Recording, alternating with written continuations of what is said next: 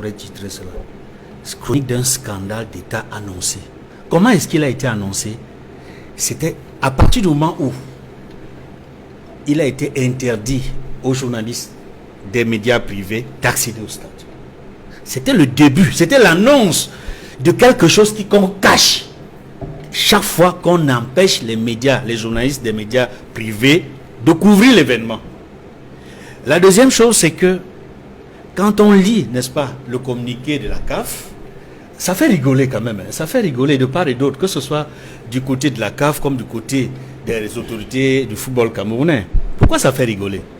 Parce que la CAF dit, le communiqué dit, c'est sur la base des informations tronquées, n'est-ce pas, des autorités sportives camerounaises, qu'il a été admis la possibilité de jouer ce match, mais à huis clos.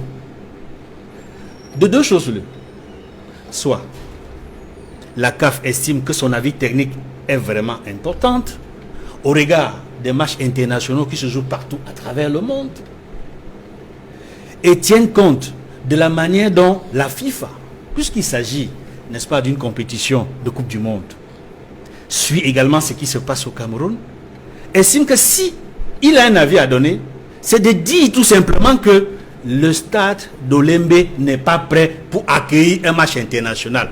Point final. Tout à fait. Et à ce moment-là, son avis aurait permis aux autorités au niveau de la FIFA, par exemple, de dire que la FIFA va prendre toutes ses responsabilités. S'il y a un match au Cameroun, alors que nous, on est en relation, la CAF, on est en relation avec les autorités camerounaises dans le cadre de la CAN 2022, et nous suivons de près ce qui s'y passe, et nous savons, puisque la CAF, ne l'oubliez pas, avait annoncé également qu'ils installaient un bureau à Yaoundé pour suivre de près l'évolution des chantiers. Donc la CAF ne peut pas dire avec efficacité et autorité tout à fait que c'est sur la base des informations tronquées qu'il a autorisé, qu'il a permis que le match se joue à huis clos. La CAF le savait. Ça c'est d'un. De deux, les autorités camerounaises savaient également que le chantier, le stade en chantier d'Olembe n'était pas terminé. C'est-à-dire, de part et d'autre, tous les deux savaient la vérité. Mais chacun essaie de tirer, n'est-ce pas, son épingle du jeu pour laisser croire que c'est toi. Oui, que c'est prêt. Oui, que c'est prêt. Alors que tout le monde sait que ce n'est pas prêt. Mais c'est un jeu de crabe. C'est-à-dire que ce scandale, permettez que je fasse la redondance, ce scandale est scandaleux. Ce scandale est scandaleux. Parce que c'est inimaginable qu'au moment où, et depuis 2 ans, que la CAN a glissé, que partout sur les plateaux, nous disons que... Nous décrions cela. On décrit cela. Non seulement la malgouvernance sur les chantiers de la CAN, mais nous voyons très bien, et on l'a toujours dit, que ce stade n'est pas prêt. Moi, je ne parle pas de complexe sportif d'Olembe. Le complexe n'existe pas. C'est un stade en chantier que nous voyons. Le complexe n'existe pas. D'après les critères du complexe, il n'y a pas de piscine, il n'y a pas d'hôtel, 5 étoiles. Il n'y a pas de musée. Il n'y a pas de musée. Il n'y a pas de cours de tennis. De cours de tennis, les stades de handball, basketball et tout.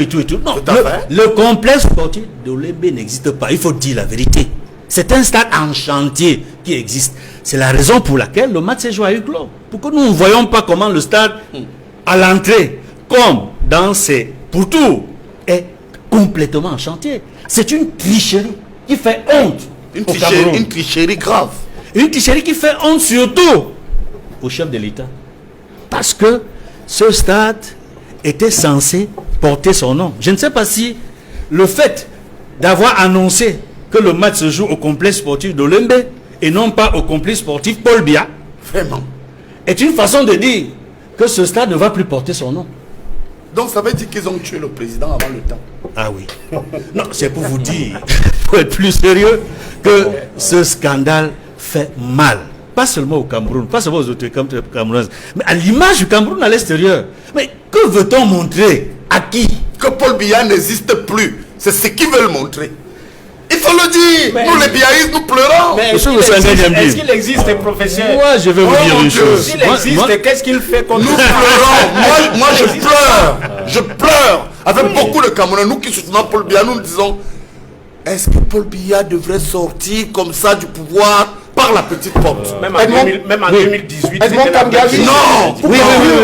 En 2018, c'était la même chose. On a fait dire à Paul Biya, au peuple camerounais, que tout était prêt pour la CAN en 2019. Oui, et Paul La Biya avait dernière dit... minute, Paul Biya se rend compte qu'il a été induit en erreur par ses ministres qui lui ont fait annoncer que la CAN aura lieu en 2019. Et il parle maintenant de glissement. Il n'a pris aucune sanction contre ceux qui l'ont fait mentir à son peuple. Et Edmond Kambia, Oui. intervention. Pour conclure, je dois dire qu'il faut qu'on fasse très attention. Il faut qu'on soit très sérieux, que ce soit au niveau du ministère des Sports, que ce soit au niveau de la Fédération camerounaise de football, que ce soit au niveau de la CAF qui travaille avec nos autorités pour préparer la CAN 2022. Soyons sérieux. Alors, si le stade n'est pas prêt, dites-le. Il n'est pas prêt, alors il n'est pas prêt à accueillir un match international. Il n'est pas un stade homologué.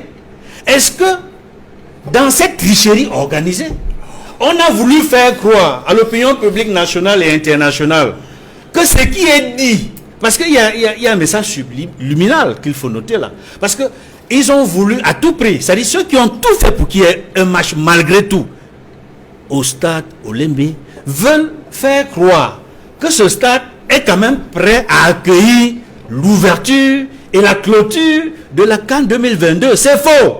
Tant qu'il n'est pas prêt, il n'est pas prêt à accueillir ni l'ouverture ni la clôture de la CAN 2022, c'est tout.